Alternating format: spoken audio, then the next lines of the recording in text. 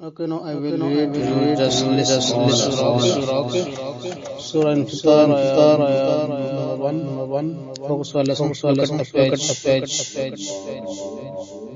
أعوذ بالله من الشيطان الرجيم. بسم الله الرحمن الرحيم. إذا السماء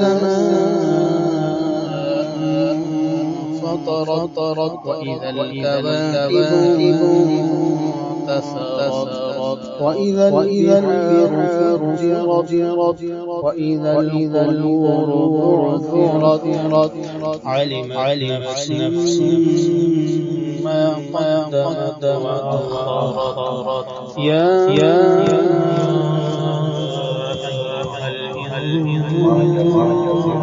الإنسان غرك بربك الكريم الذي خلق فسواك فعدل في أي صورة ما شاء ركب كلا بل تكذبون بالدين وإن علينا لحافظين كراما كاتبين يعلمون ما تفعلون إن الأبرار لفي نعيم وإن الفجار لفي جحيم يصلونها يوم الدين وما عنها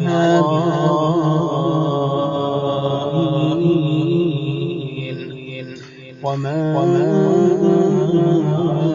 أدراك ما يوم الدين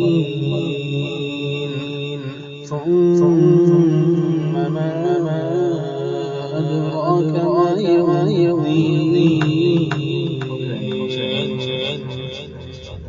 يوم لا تملك نفس لنفس شيئا والأمر يومئذ لله.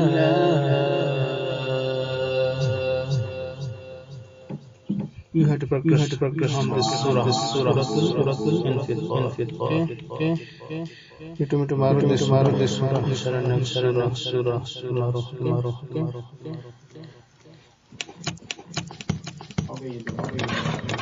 Okay, see you next class, inshallah.